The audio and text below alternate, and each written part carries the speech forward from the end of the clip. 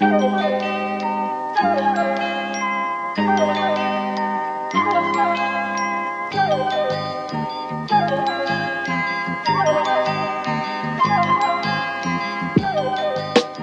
and welcome to TF on its new home on Talk TV, because we finally needed a new right-wing news channel in Britain. I'm always talking to the TV. I'm yelling at it. Well, everyone I'm saying, yes, Jeremy Vine, Easter eggs should be in cigarette packaging. I feel like everyone who watches Talk TV also does yell at their TV. Like, that's the main audience. Yeah, having two that's why it's called TVs that. side by side, one playing Talk TV, one playing GB News.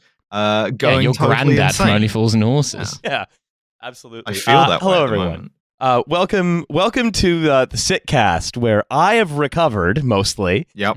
And we also have Allison Hussein from isolation on the quarantine island. Yeah, the delegation Hi, from being a bit unwell.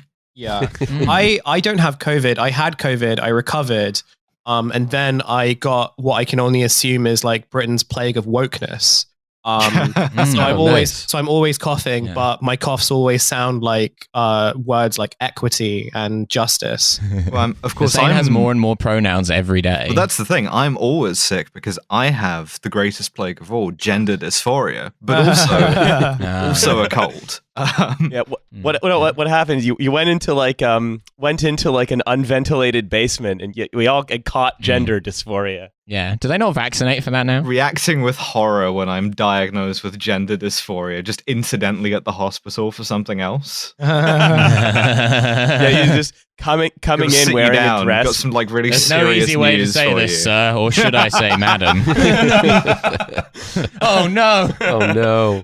And we also, of course, You're going to have to get very into Paradox games. I'm terribly sorry. I'm afraid you're either going to have to become a stacked baddie or get obsessed with guns, or perhaps both. And we also, of course, have Dan Boeckner of the Bottlemen and some other stuff. Hi. You know, you've done some other things, right? I'd like to Some begin other by things. saying you and I have never met before. Yeah, Just for the- I'm here on the ground. I've put boots on the ground in the United Kingdom. Yeah, look, Canada has been calling for boots on the ground variously around the world, and Dan has heard the call and has joined the Canadians taking up the no-fly zone over That's Bethnal right. Green. That's right. I've joined the international army of heroes to liberate Britain. Yes. Could I also say the amount of coughing and sneezing going on in the background of this episode is like really atmospheric. It's like really, I periodically just notice it. It is genuinely very funny. Just recorded in a sort of lazarette. Yeah. Yeah. Can I Nate will probably edit it out as well, so Yeah. the listener won't even get to experience it. You're but- never gonna know what it's like to record from like the Sniffle Dome. the Sniffle Join me, Dome. Mr. Chapo. I lived in the Sniffle Dome for 2 weeks. It was terrible. Unimaginable things happened in there. Folks, everyone was sick. Terrible party. Very, very bad. Everyone's sniffing. It is genuinely the worst thing that has ever happened in my memory. That I have got I have got a dry cough and I have the sniffles. No. Are you excused from Ramadan due to being I sick? am actually. That is a good. I've been excused for a while, but I have a note from my mum. Yeah. but also that still kind of like brings with it like religious guilt. Of course. So I have like the physical illness, but I also have the mental illness of religious guilt. So that's great. It's like a fun thing to sort of just like. There is stew something in the inside. hadith about the prophet partaking of a lem sip. Yeah. Can you, He was like the lemon, like the say what you will, but the lemon orange lemsip packets, they do slap. You're not even supposed to feel guilty. Like there's a shit ton of hadith that's like, oh, it's actually forbidden for you to fast if you're sick. you know, and yet we both do it. Feel guilty about feeling guilty. Yeah. I want to talk about some stuff. First, I haven't even planned to talk about this, but like I feel like I'm kind of going insane It appears that there is being this new right-wing TV program, TV channel that's been launched by Rupert Murdoch a year after GB News, as though like imagine being Rupert Murdoch and being like, I need a TV station that's more right-wing than the ones I already have. Imagine being the right-wing TV network's B team.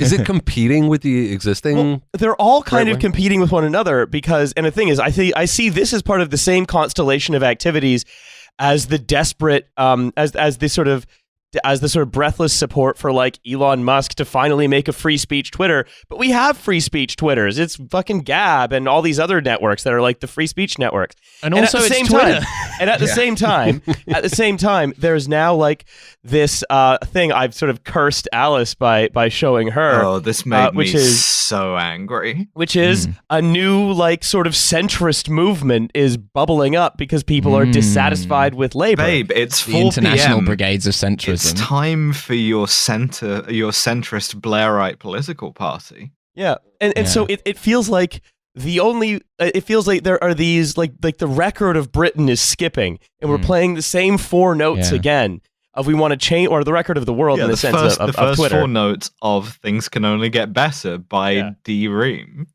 Yeah. And but like where Britain has the same construction as like Still Dre, you know, it's just basically like one very short looping melody. Where like the problems don't get solved by like for example conservatives feeling marginalized by a kind of like vague liberal monoculture that they're just aware of but not part of, so they just keep on starting news channels that no one watches because they're just desperate to see some news that they like, but the only news that they really are ever going to see is news that pisses them off, because that's how that works. You got to be the change that you want to see in the world. You have to be the news that you want to consume. Yeah, they should all move to Russia. They'd love it. They could watch Pierwszy Kanal news all day. It's like the most amazing shit. It's like, Mr. Putin is great man, the Ukrainians must be destroyed, and also in Kostroma they made biggest pancake in the world. And at the same time, like the fact that like, I don't know, Starmer appears to have like sort of gotten what he's going to get out of calling the government scoundrels. And sort of milking the Partygate thing. These television channels, I welcome them, but I would call on them to go further by taking a balanced view of the approach. I would encourage GB News to give the Labour Party a go. We could be reactionary. Well, like the thing is, right, all of this sort of conservative oppression, silencing of conservatives, whatever, is so totally illusory that when you finally have a TV news channel or a version of Twitter that can like say the unsayable and nobody fucking says it because no one is like as abnormal as you are, you just pick yourself up and you just have to start another one. Mm-hmm. Yeah. I think well this is like the kind of thing that I mean it make like Talk TV sort of makes sense to the degree that Murdoch owns so many properties in like one building like the Shard that like he kind of has the space to be like, yeah, fuck it, we'll do a TV channel. And the TV channel like exists, I think, in part to kind of be a TV channel, but also just to kind of like make viral clips, right? Like the intention is to sort of make viral clips, but crucially, as we've sort of seen with GB News, because like none of them know how to do it, and crucially, like conservatives are always trying to like manufacture viral moments. Like yeah, like us right now. Yeah, that's right. Yeah, we're always trying to do that. Like they never kind of quite get it. So all the kind of, they with GB News, they invited people like Mark Dolan on, and like a few others as well who were supposed to sort of be these kind of like firebrand. Like Mark Dolan's whole thing was like he would rip newspapers up on like TV. I don't know if you remember that. That was his whole thing, right? Like a puppy. Yeah. and I imagine he got hired by GB News to do exactly that. But then when like that didn't happen, because you can't manufacture those types of moments, or like you sort of have to push yourself to like an insane level in order to do that, you're kind of like stuck, right? I think with what I'm hearing is we need a hype house. We need Molly May and Tom Harwood and some other people in a with big Julia building. Harley Brewer. Yeah, that's right. Well, you know what else is another we example of this sort of like conservatives getting what they want and still wanting more of it because what they want is totally divorced from reality, is and totally divorced. Well, that too is all conservative legislation, like the policing bill that just passed, which it changes like practically less than a lot of what people imagine. But the important thing is that it makes people think that like, if you protest, the police can hit you with a grenade launcher, and that's what they want. And when it changes nothing, they'll just pass another bill that says much the same thing 6 months later.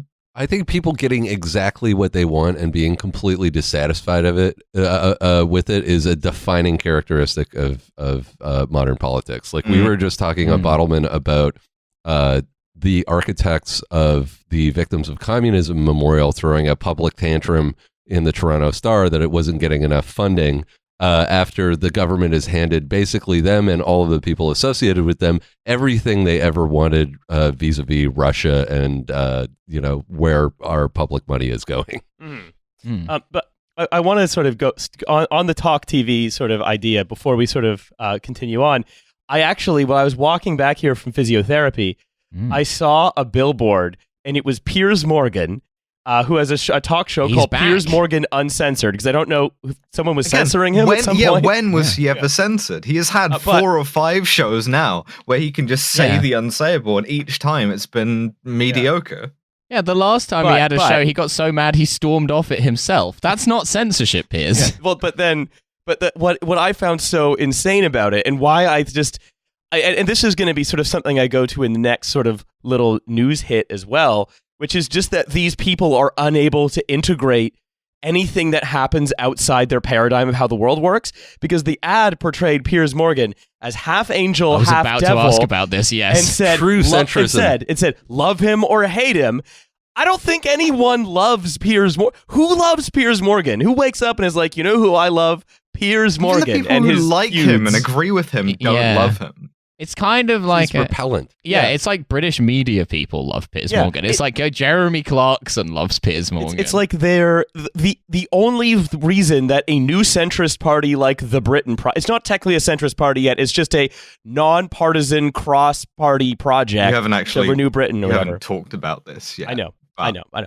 But we will in a sec. But like that, all of these things only make sense if you live in the brain of someone who is so cloistered in the Westminster media bubble that they think that these kinds of things are somehow meaningful, and that you can launch a TV network based on the strength of people's feeling about Piers Morgan. Well, this is the thing about, like, this is also why GB News has broadly failed, right? I don't think it's like due to just like the lack of technical prowess and everything. I think like they presented themselves as sort of being like an outsider channel, like, you know, people who had sort of been rejected from like mainstream media, and they were going to say like the unsayable, but like it was headed by Andrew Neil first and foremost, and it was stocked with like ex-BBC people and ex-Sky News people, and like the agenda was basically the same, and they were just like kind of ripping off newspaper, like the stuff that they found in newspapers, and they had like loads of segments about like the BBC license fee and like, you know, the structuring of the Guardian and all that stuff, like ultimately. And I think spinning the antenna in my radar van. And I genuinely, that's right. And then I was like, and I genuinely think a lot of like the failure of this, and also the reason why Talk TV probably won't be as impactful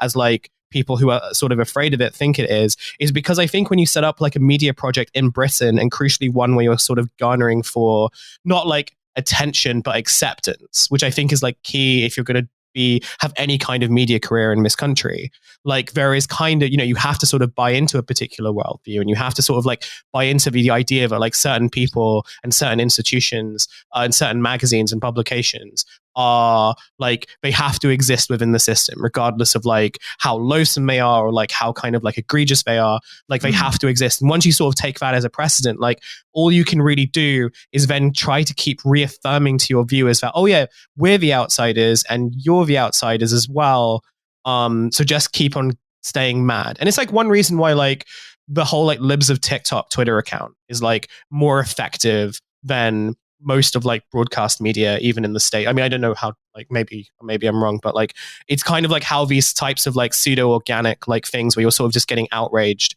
at like posts tends to be more effective than like these kind of TV channels that try to present a worldview that like just doesn't function. Yeah, because they can't be anti-establishment because it's all the same fucking people, and therefore, just as you say, GB News is mostly a series of like workplace beefs from like ex-BBC people. Right. Well, if you want to talk about also, you know, another sort of group of people that is completely unable to integrate a world beyond, say, the immediate concerns of like Westminster political management. But one that might have, unfortunately, some more impacts on the world. And my blood pressure. Yeah, I don't know if you all knew this, but Liz Truss is trying to get us all killed again. Oh, cool. What's she doing this time? Well, she made a speech called Geopolitics is Back, where among other things... Oh, woo. Did she begin by saying, oh, woo? Yeah. The thing where she said, first of all, NATO needs to defend Taiwan as though it's a member state.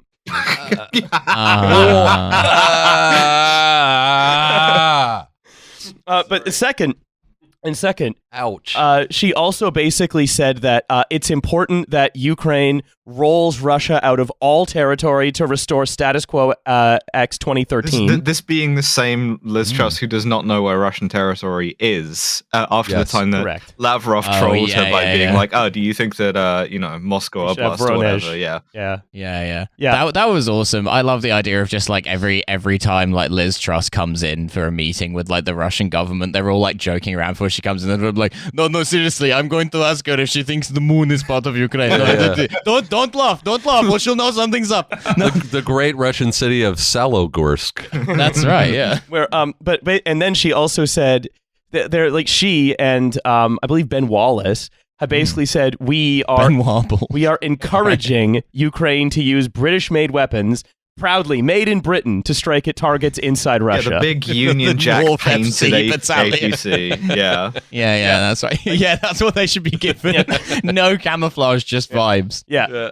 And so like Just, renditions of famous Britpop album covers, like airbrushed on the side. Mounting machine guns to the Mini Coopers from the Italian Job. Yeah, we're actually going to lose the Ukrainians the war by providing them with snatch Land Rovers, which will get blown up instantly. we're going to send the Range Rover mum.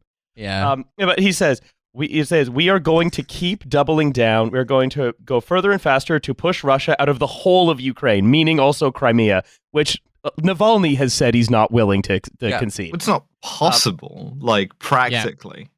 Well, the trouble with Crimea is as well, like you can have very valid disagreements with the way in which it was done, but it does seem to be the case that the majority of people in Crimea are like pro-Russian. Like I like people I know in Crimea are like who are like liberal Russians are actively like it's insane how much people here love Putin. Yeah. Like it's like actively annoying how much they love Putin. But like but what that to me that actually like this whole like speech that Liz Truss gave, right? What it's actually to her, what she's doing is she's engaging in internal Tory party management, right? She is portraying herself as a Thatcherite figure who is tough, right? Who is going to do and say the toughest thing possible that you could possibly imagine. She's the Iron Girl time. boss. And I mean, a certain amount of sympathy in that you can't fucking get up there and say, okay, we're going to litigate where the border of East Ukraine is, and then we're just going to run the Cold War back again.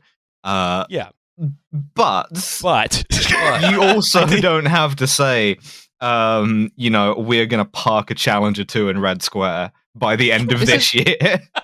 This is why when people make foreign policy speeches, they're vague. They say things like Russia must return to the negotiating table or whatever. Yes. That's why people say stuff like that to avoid saying stuff like this. It's simple. I really can't believe I showed you Seinfeld and now this happens every other day.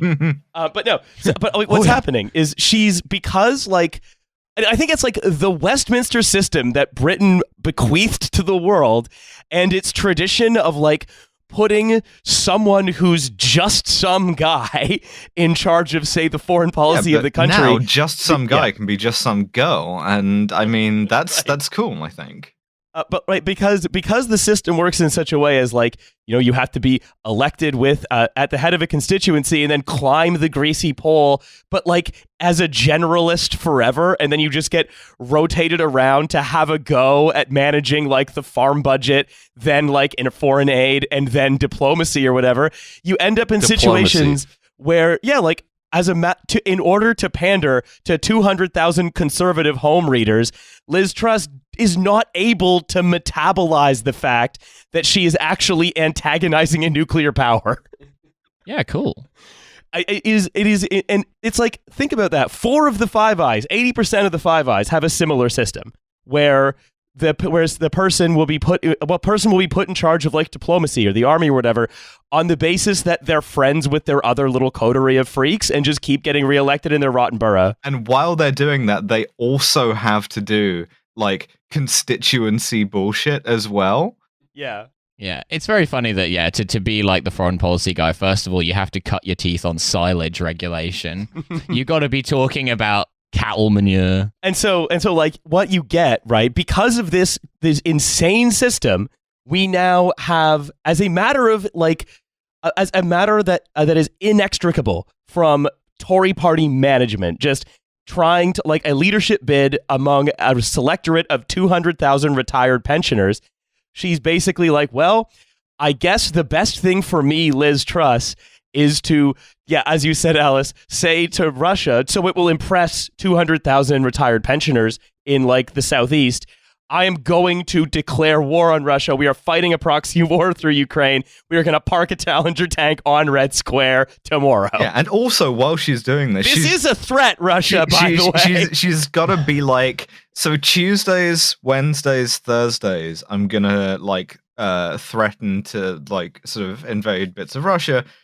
Friday, Saturday, Sunday, I'm going to do like speed bumps on the high street in wherever my constituency is. Bin collection. Yeah. Vladimir Putin, meet me in the car park outside Wimpy Burger and we'll settle this like men.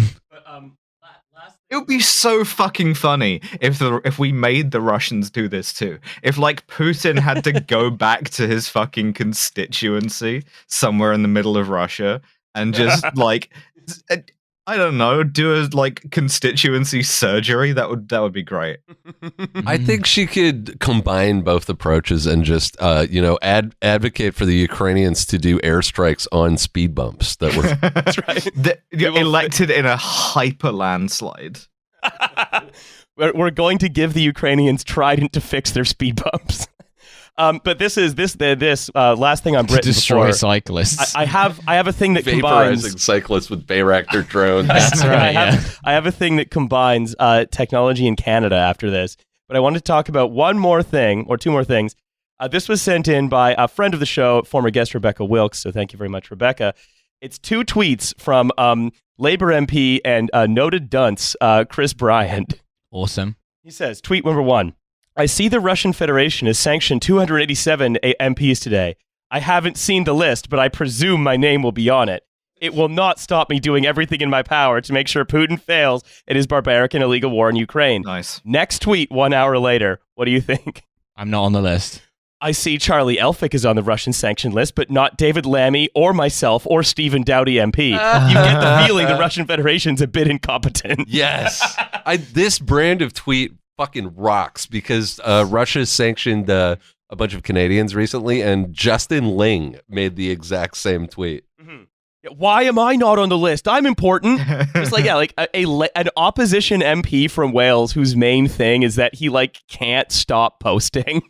He's like, I posted so hard against the Russians. Do you know that Chris Bryant has banned me from Ronda? Well, we will see how he likes it when he cannot turn up in the Novosibirsk. That's right. Yeah.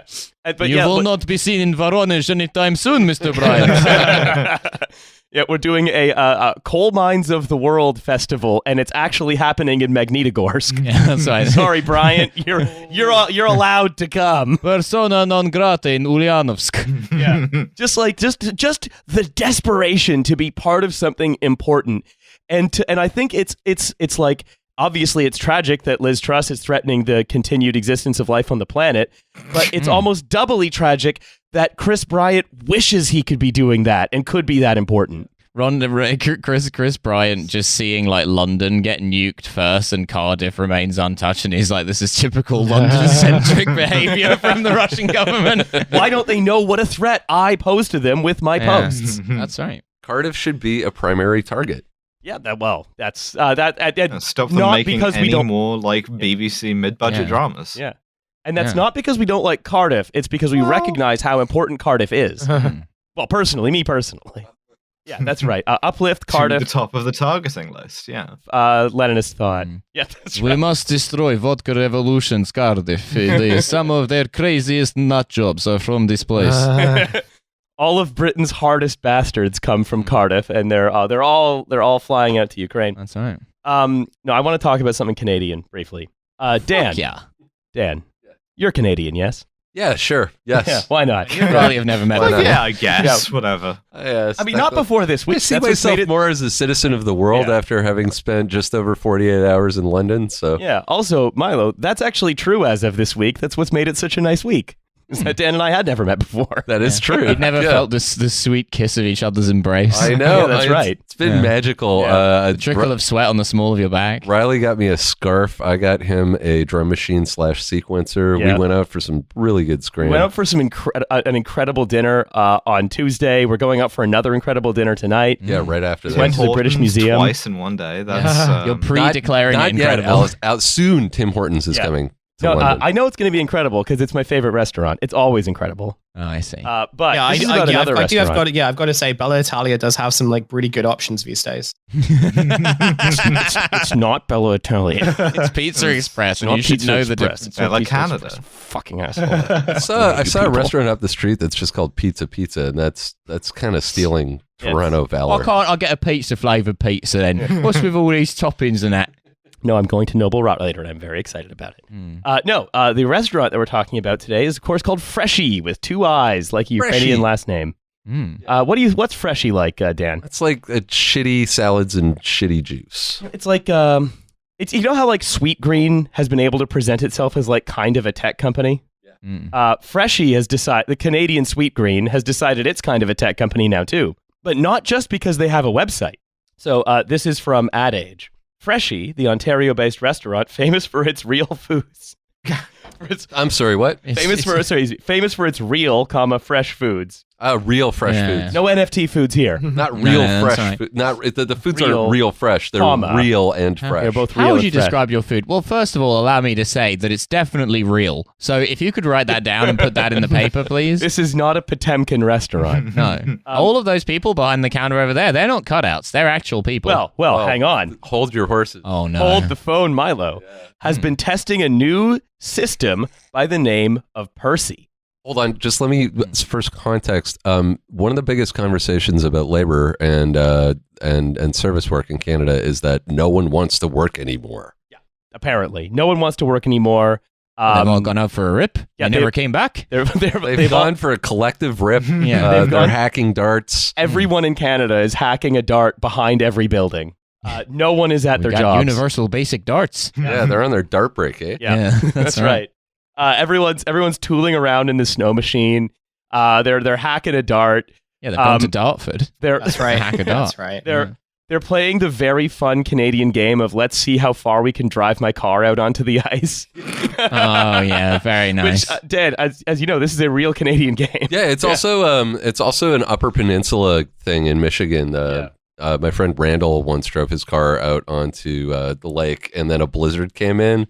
And right after he had done a hit of acid, and he was like, "Well, I'm fucking stuck here until the sun comes up." Yep. It's the real pioneer spirit. I feel like people don't understand what a scumbag country Canada is. It really is. Like it is like as much as anyone in Toronto will like to tell you that, oh, this is kind of like New York, but if it was run by the Swiss or whatever. No, Canada is a country of hicks. This is what pissed people off when Rob Ford became mayor of Toronto. Is that Accurate. not that he was racist or corrupt or any of those things. It was that he just peeled the mask off. You know. It's yeah. Okay, so anyway, this is in terms of a country of hicks. This is our version of Sweet Green. And yes, as we say, no one wants to work anymore. Everyone's been too coddled because of participation trophies, et cetera, et cetera, et cetera. Well, now when a customer goes into Freshie and approaches the now completely cashierless system, they will encounter Percy. Yeah, staffed by pigs. What now? Here's my question to all of you. Dan, I think you know the answer to this one, so I'm going to ask you to hold back. I was relying on Alice for that one, really. Yeah. What do you think Percy is? Because I'm sure you can imagine. Be like Percy is one of two Clippy. things. It's like Clippy. It's it's the other thing that it could be. It's a kind of like automated checkout, but it also can give you a Shawinigan handshake. No, not just automated. Just comes out. Let's see. I'm afraid not automated, folks. Is that you do it yourself? No, Crucially not automated. You're missing the other thing that all of these companies actually do. If they're not automating something, there is someone taking your order. Where's that person? In a foreign country. Yeah, that person's like somewhere Milo. else. Okay, so it's like in Pacific. No, it's not even like Pacific Rim, is it? Because they are actually in the machine. Please ignore me. Bienvenidos a It's Snow Freshie. Crash. Yeah. Okay. Yeah. Right. They are in Nicaragua. Oh, perfect. Yeah. where the minimum wage is $3.75. Yeah, Nicaragua on the lake. Yeah, as opposed to It's got a microclimate. It's got a mesoclimate as well. So, why do I feel like if you earn $3 an hour in Nicaragua, you're probably better off than someone who earns £8 an hour in Britain? because Britain is stupid. Or $7.50 in Canada. Yeah. I mean, when you consider how much more expensive these places are, it's embarrassing how our minimum wage isn't that much higher. Freshie typically hires a server, paying $12 to $16 an hour, and Ontario's minimum wage is now $15. And this was reported in the Toronto Star as, quote, saving the company $10 or more an hour. Oh, well, in that case. $10 or more. I'm sure that's being passed right on to the consumer. But still, right, they say what they say. Paul Hughes, the chief business development officer at Freshie, this is back in Ad Age, when speaking about the technology, said, just like with Uber Eats, Skip the Dishes, self-checkout options, and other emerging ordering cashier technologies, Freshie is always looking to be an early taster and adopter of new tech solutions. But what's the tech solution? It's just a guy. It's having a It's a guy. phone. It's a guy. That's technology, you know. It's just using the phone. It's just a guy. It's the interface between you and the guy, I guess. They've developed wage arbitrage as a technology, and they're using an iPad, and that makes them they're now a tech company like Sweet Green. That's right. And I actually did. I went. It took some finding to find their actual website, the Percy company that has developed this technology, quote unquote, the technology of getting a call center in Nicaragua where the wages are very low. Right. So Freshie said this: Percy's global workforce currently has employees in several countries, including Canada, and we will continue to hire qualified talent in any city, state, or country catering to the market's needs. Oh, Mr. International over here. We again, cannot be stopped. Also Do not try and stop us. implying that anyone criticizing them is saying, like, I don't think Nicaraguans can be a cashier at Freshie. It's like, we believe in them and we'll pay them the minimum wage. That's right. Do not interfere. The minimum wage for their jurisdiction, not the minimum wage where we are. That's right. Freshie went on to say, it's not about replacing people or jobs or about lower pay or working conditions. Again, those are just byproducts of what we're doing. Yeah, we just mentioned those four things just to say how we're not doing them. It's about creating jobs in Nicaragua. Yeah. Well, you not want to have them to have jobs in Nicaragua? They say it's about a labor shortage across the restaurant industry. Most restaurants in North America offer rewarding jobs that pay above minimum wage. What? No. Wrong. Yeah, please go on. I'm sorry. I worked in food at nice restaurants, and I worked at places like fucking Freshie, and they have never offered rewarding jobs, nor do they now.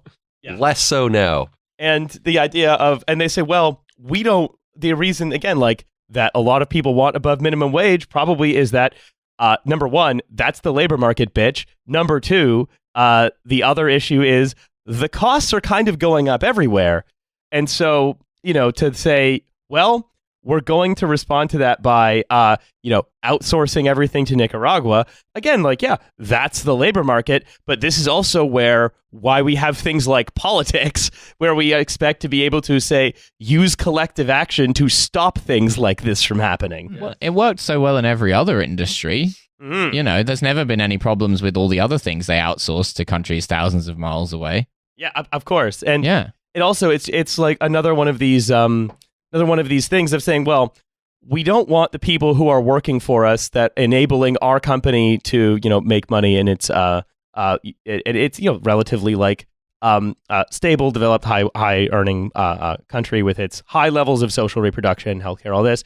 We want to make sure that the people that are working for us, that they don't have that, so that we can put the boot on them better. And so they're like, well, we'll just have someone call in from Nicaragua. And then slowly, what happens is that the demands for higher wages are responded to in kind. And again, this is actually like a conservative talking point, right? That if you have high wages, then they'll just outsource the jobs. And like so many conservative and, to be honest, liberal talking points, it only sort of works if you don't finish the thought, which says, okay, well, how do you stop them from doing that? Well, the truth is they'll just fucking outsource the jobs anyway. Yeah. The wages don't have to be high. Yeah, true. Oh, well.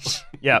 What I don't get about this though is that like if you walk into like most fast food places like a McDonald's or a Burger King, whatever in the UK, they don't really have any cashiers anyway. They have maybe one or two, but everything else is the ordering kiosks, which are like automated. They don't rely on someone in Nicaragua, and pretty much everyone knows how to use one. Yeah, there's just a guy in there. Yeah, there's a guy in there who's one like seeing where Nicaraguan you touch and writing it down. really flat. Yeah.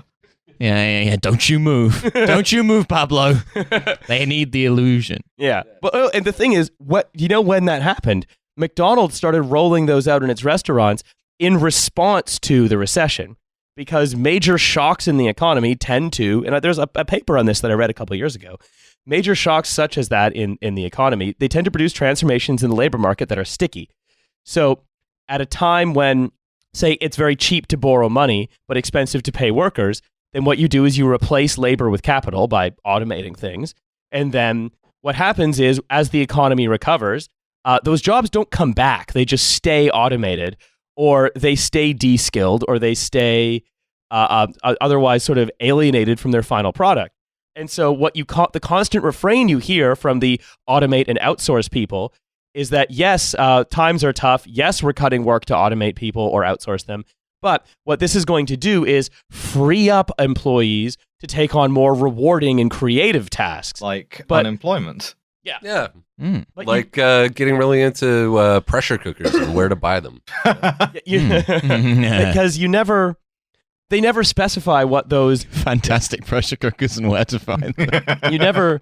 you never specify what that more rewarding creative work is at a freshie. And in a sense, what they're trying to create a taboo in is saying, well, wait a minute, maybe there isn't actually a lot of rewarding and creative work in a service industry or at least in this kind of the service industry, because the jobs themselves have already been designed to take any, say, relationship that you have with the salad as the creator of the salad out of it to make it a standard product. So there's no room left for you to be creative anyway, unless you're fucking solving a customer dispute. When I was let go from Freshie, I was so disillusioned, I went straight out and bought a pressure cooker. But then one of my Nicaraguan colleagues reached out and taught me to make a fantastic pozole in it. Anyway, with all of this, I have the About Us section from Percy, their website, which was hard to find. Hi, I'm Percy. How can I help you understand me better? Fuck you. Don't fucking speak to me, you corporate Can I help entity. you understand me better? Let's hear Percy. Don't Tell me your story, speak in my Percy. human language. You don't deserve it. The frustration and fear of not knowing if enough staff will show up for shifts on any given day is real. Yo, understaffed the restaurant. struggle is real, and sometimes you just don't have the spoons to be an assistant manager some days. And that's where I come in. I ain't got the spoons, Jerry. So the frustration and fear of not knowing if enough staff will show up for shifts on any given day is real. An understaffed restaurant is not just disappointing for customers, but dangerous for restaurant owners in the survival of our entire industry. Oh, no. Wait, it's dangerous for restaurant owners? An understaffed restaurant is dangerous for everyone in the building. Yeah. Because you're working just as hard. Any understaffed workplace, in fact, if you're working, say, with your hands, with tools, with fire and knives, not is that dangerous. kind of like petty danger where you might lose a finger. We're talking about the real danger, which is like franchise owners maybe not being able to buy a second Mercedes. Exactly. You might have to remortgage that boat. Yeah. I'm speaking as someone who lost an entire fingertip in a coffee grinder because of understaffing. Well, yeah, but think about how many Mercedes that could have been if you added up. I know. mean. It's true. It's true. I was thinking about my boss the whole ride to the hospital. I hope he's okay. Percy helps restaurants focus their limited staff on the highest value work. Again, why are there limited staff in restaurants? Could it be that Maybe they're just not paying enough? There was a pandemic. Yeah, because there's no people. It could and be there are that too they many jobs. don't want to be screamed at by but just like a socially maladjusted little tyrant. Yeah, like my new restaurant, Lil Napoleon. Yeah, the petty. All the getting petty, yelled at of being in the Marines without any of the other qualities of being in the Marines. Yeah, you don't even get a gun. They don't even let you hold the gun. Yeah. You do get a knife, though. You'll retract your foreskin and use it to salute Percy. We will what we've done is Buddy, we've I don't given even you get to fuck the pressure cooker. we've given you a mustard gun, and that's what you can use. With this is my mustard gun. Without it, I am nothing. Yeah. When they're hazing in new recruits at Freshie, they do tend to like piss on them and make them drink cooking oil and stuff like that. But it's character building actually. Makes you a better server. Percy is a SaaS software as a service technology platform aimed at helping the restaurant industry through its biggest crisis ever: staffing. Again, it's I just love how like we say, capital swoops in to replace labor by reframing the crisis as no one wants to work anymore, but we can like use a little gizmo to try and circumvent the demands for a better life. Just a little gizmo and several 100,000 Nicaraguan people who absolutely will not be allowed to emigrate here. Oh, no. But going back to it, this is what I find bizarre is that surely it is still more expensive it's obviously more evil, but it's also more expensive to buy a bunch of teleconferencing equipment and get Nicaraguans to serve people when you could just get a computer. This is one thing where the computer version of doing it actually works. It's really simple. You just have a kiosk and people use it. Works for other. Why would they not do that? It's think pennies more expensive. I think also it's the surely in the long term it's cheaper. The thing is, Freshie has it hired long term. We'll all be underwater in the long term. Who gives a shit? We'll be at this point with Liz Truss in charge of the Foreign Office. We'll be lucky to be underwater in the long term. Nicaragua is one of the few places that'll survive. Yeah. It's that Percy is a different company, right? That's has its own call center and its own technology stack. So you buy Percy terminals, and you get access to Percy's global labor force. Correct. It's like a Bloomberg terminal, but for burgers. For a salad. Bloomberger. Thank you, Milo. Yeah, the Bloombergulator. Percy, this Bloomberger's got to taste fucking terrible. Can you imagine Michael Bloomberg eating a burger? No, I can't. Was there a video of him trying to eat a hot dog? I've seen a video of him eating ice cream. Yeah, just like him taking disturbing. out a knife and fork and attacking a hamburger. Yeah, you've been watching so much Seinfeld, man. I did once see my dad eat a Big Mac with a knife and fork. Wait, tell me more about that right now.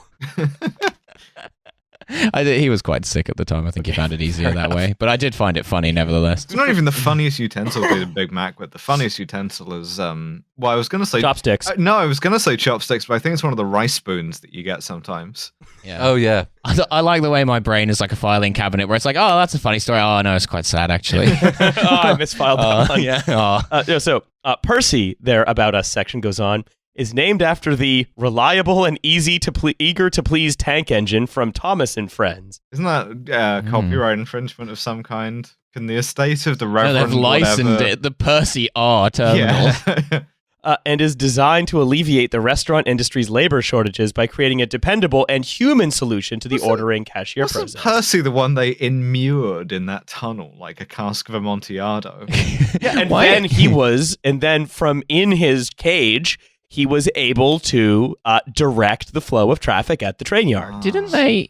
Wait, hang on a minute. Why is this marketing copy written in the style as though it's a thrush medication? It's sure to alleviate. Me the freedom. Yeah, exactly. Yeah. Pouring a bunch of blue liquid over my Percy. Listen, They've just done a find and replace on the Caniston Duo ad. absenteeism is the disease, and Percy is the cure. Absenteeism is inflaming the urethra of the restaurant industry. It just shows the restaurant industry is one big urethra. It just shows a restaurant franchise owner running through a field under a blue sky wearing all white. Yeah, there are all these areas of the Percy that are glowing red, and then this blue liquid just courses through the door of the restaurant, and that's actually seawater. It's just Restaurant owner's partner is smiling at them. So, unlike a kiosk or pre-ordering app, which Milo, you noted, which removes human jobs entirely, Percy allows for the face-to-face customer experience that restaurant owners and operators want to provide their guests by mobilizing a global, eager workforce. I half heard that as a global ego workforce. Yeah, People don't like it though. Have you ever heard like when you fucking phone up customer support and you have to speak to someone in like India or whatever who like English is not their first language? It can be difficult to discuss like that, and it's not their fault. Why the fuck should they have to learn English to talk to you about your fucking internet in Dagenham? Like, you know, but like it's not a satisfying experience for anyone. It's because the people who made this will never ever fucking go to Freshie and talk to a Nicaraguan to get a salad. They will never eat there. They will never have this experience. And the other thing is, you know who this is a great experience for? If you're the petty tyrant that owns the Freshie franchise, you don't want to replace the various people that have to be nice to you with a computer that doesn't care. You still want people who have to be nice to you. You want humans that you can order around and control. It's just the market for humans that you can order around, control, and bully, like you're a Marine drill sergeant, but without the physical fitness that goes with it. Yeah. That's now very expensive. Here at Nando's, we're excited to partner with Live Jasmine. So it's not about replacing people or jobs. It's not about lower pay or working conditions. It's about a labor shortage across the restaurant industry. About all those things, but it's about so much more. It's about society and our ways of living. Young people, the backbone of retail. As opposed to the elderly, who are the duodenum of retail, or franchise owners, who are the tibia, urethra of retail. The urethra of retail. Yeah, that's right. The cloaca of retail. Young people, the backbone of retail, are unable to play their flexible role in the workplace today. So the backbone is not flexible enough in retail, which is young people. Young people are kind of like a backbone, and that, like, if they work in the retail industry, they will be fucked by the time they're 35. Literally, they won't be able to bend down and tie their shoes. So, so the young people are the young people limber up, says Percy, by accepting a lower wage. Do a crab walk. Invest in some Velcros, you know. The young people are unable to play their flexible role in the workforce today, the backbone, due to more options and daunting financial pressures. So more options. They've got too many options. More options. Yeah. What options? They don't say what they are. I love it when a website starts by saying, in the good old days, children with small hands were used to clean the backs of the steam loom, but now they have too many choices and children don't want to work anymore. Yeah. more options, like sitting at home and getting your $4,000 of Biden bucks every month. Exactly. No questions asked. Chimneys are going unswept everywhere.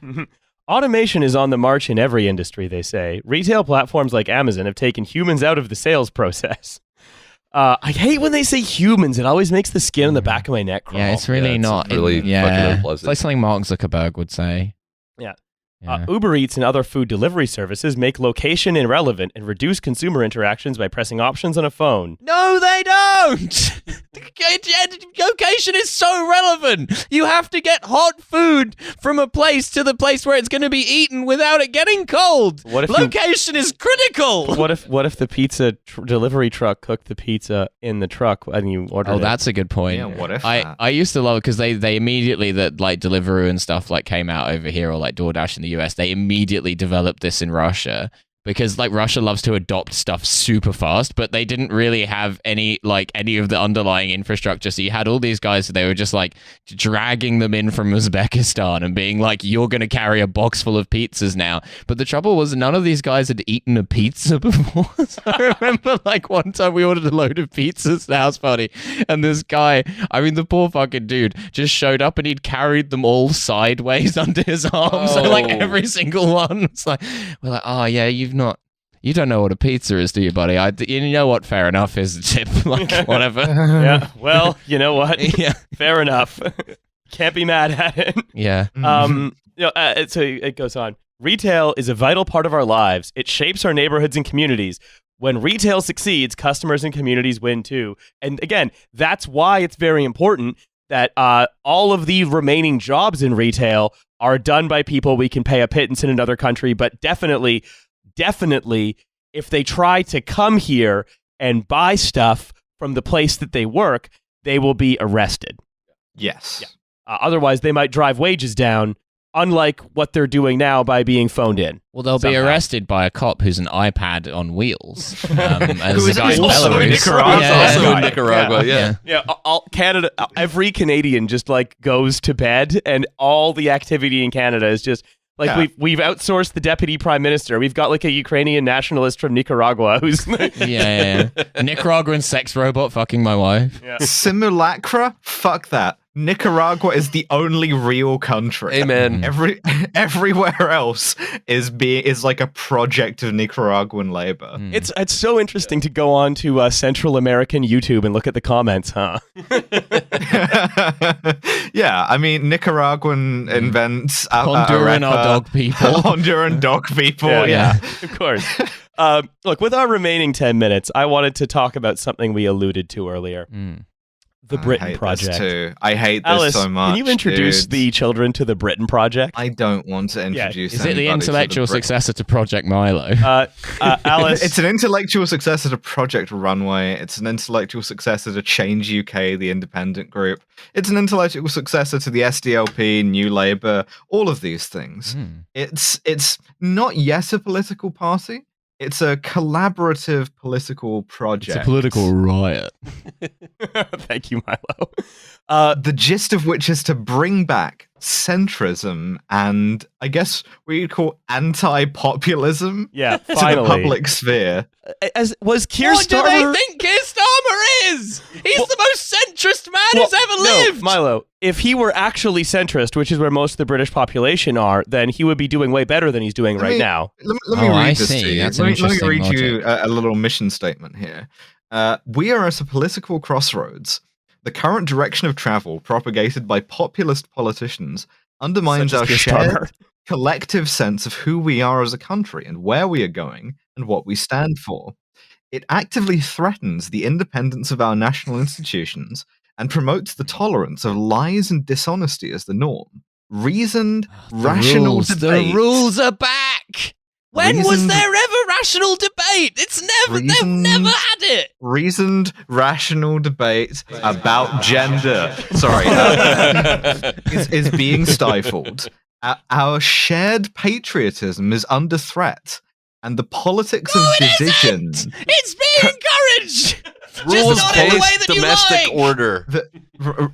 Milo, I really think you're practicing the politics of division right now, and the politics of division. We like the politics of corrodes multiplication here. both our sense of community and any common purpose towards a common goal. The Britain Project wants to arrest this development. Oh yeah. We put and Buster in rebuild charge a of the centrists. consensus that puts the common good first, leaving no Britain behind. Now, I'd like you to try and just throw a few names out. Saving Private Britain. Who do you think might be, involved in the So, Britain Project? I know, so I'm going to give the most obvious high-profile name, which is Rory Stewart. But I invite the rest of you. Dan, you can just say any other party affiliations they may have had in the past, because I know you might not be as familiar with these freaks as we are. Okay. Who else? Yeah, as Alice asked, who else do you think is involved in the Britain Project? Have we got any returning Change UKers? Angela Smith. We do. Oh, For Angela Smith. for Not her, even, I not think even a prominent one. third consecutive centrist party. So we're not getting any Subri. No. Is Swinson back? No, tons also ran Lib Dems, though. Yeah, lots of people who kind of look, talk, and act exactly like Joe Swenson, but There's one kind of terminal political loser who is involved in this, who we are missing, which is a moderate Tory who was purged in the run up to the 2019 election. It's David Gauck. He's Gauck. back. Oh, Founder of Gawker. the man whose name Well rhymes done, with fun. Alice. hacks. The man whose name rhymes with fun. There's also a Founder guy of in here. Sebastian Gawker. There's also a guy in here called Lord Oates, the inventor of cereal. the former collaborator of Lord Hall. Lord Just reading some names here. We've got a guy called Garvin Brown. How many R's in that? Oh, Just also, the one. there is, as far as I can, unless Nicola Horlick, the inventor of Horlicks. Yeah, that's right. and Cherry Norton. there appears to be one black person who's on the governing Yeah, board. guess who it is. Yeah, guess who it is. Guess who the one black person they chose is? Oh, is it like Kwasi Kwarteng or No, someone? no, he's too political. He's involved in a political party. Right. Oh, okay, fine. Hussein. Guess who it is? Is it Chuka? No. No. Oh, It's okay. however, it is Trevor Phillips. Oh, of course. Okay. Oh, fuck. Yeah.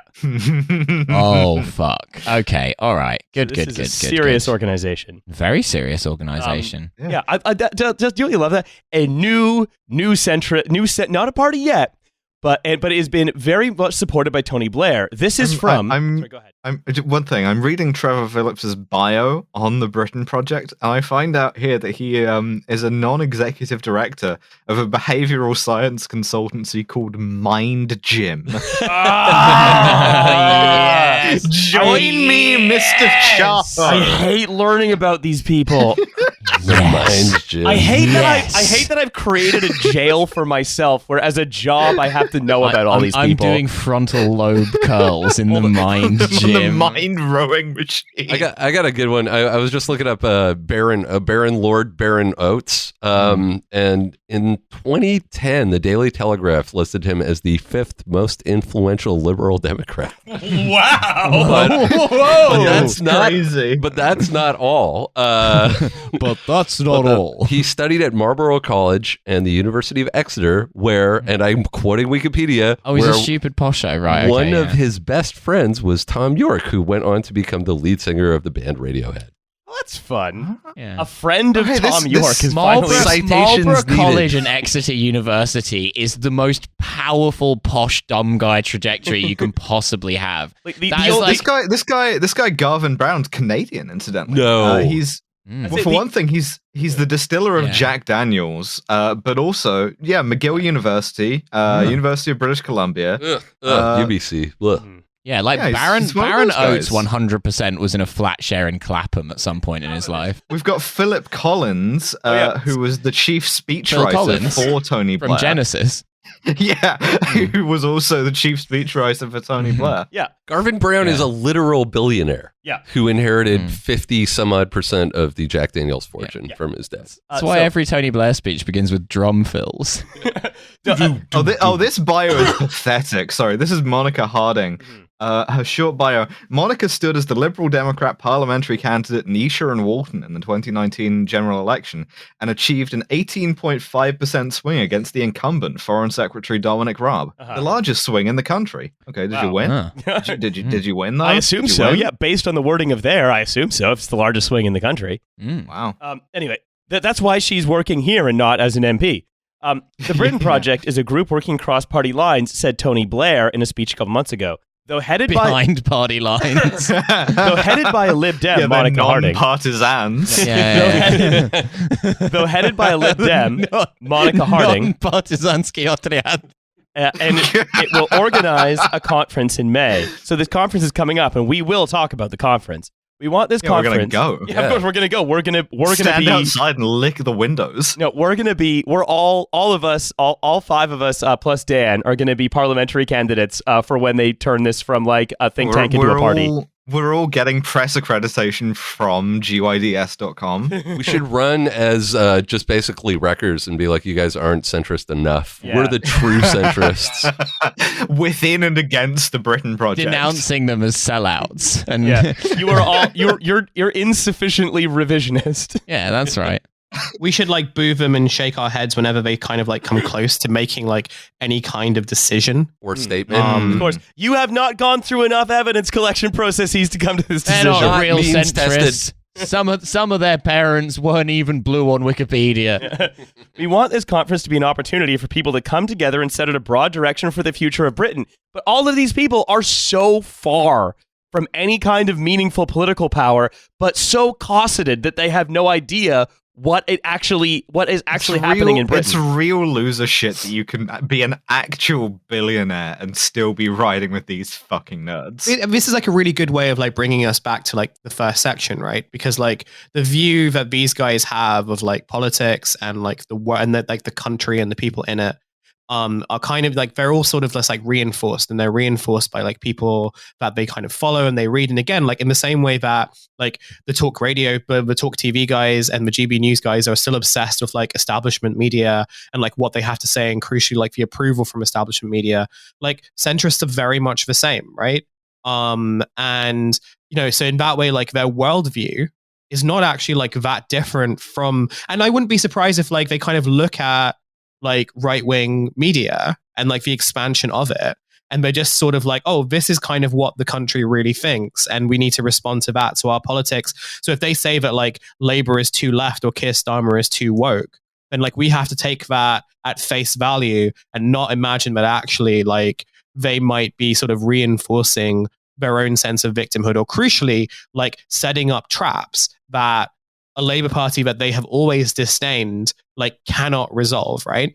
And I was just going to, just like as the last thing, which is like, and it comes back to the 2019 election and like everything that's happened afterwards. And crucially, like a thing that we've spoken about a little bit, but like something that I'm always kind of noticing whenever I kind of like read about this stuff, which is that like regardless of what happens and regardless of like the effects of like Tory policy and regardless of the effects of just the state of, the country at the moment, for so many of these guys, like ultimately have to kind of believe that the decision that they made in 2019 and crucially like all the efforts they made to sort of undermine the Corbyn shadow government and crucially to undermine like the activists who were in Labour at the time, like they have to kind of continually morally justify that was the right decision to make. And as a result, they've sort of ended up in this kind of weird, I don't even know what to call it, but it's just like this kind of weird circle of reinforcement that they can never really solve. But crucially, I keep kind of ask myself now, like, is this really a thing that they want to solve? Well, I think it's that they know the answer they want. They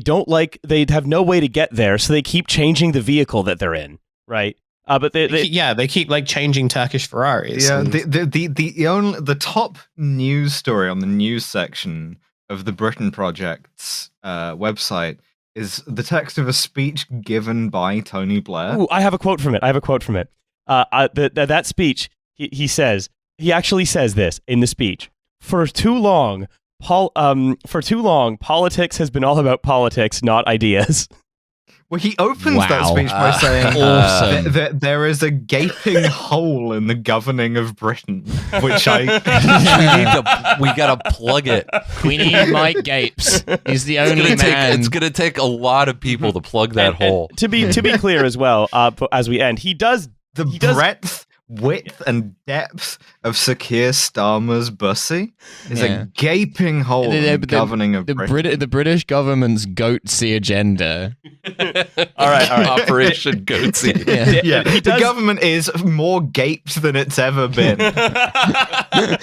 Dan and I have to run. I do want to add he does damn Starmer with faint praise, but it's very clear he's like arraying against him. Dan and I have to go like immediately. Only bipartisan politics has the flared base necessary. Oh, awful. To plug Britain's hole. Thank you for listening, for everyone. Thank you I think it's going to be a primo episode, so thank you for subscribing to the bonus episode. It was a primo episode. That means I can say Gape Britain again. Yeah, that's right. That's right. And we know we can even title it Gape Britain, and that'll be fun. Crypto Gapes. So we'll see you soon. Bye, everyone. Bye. Bye.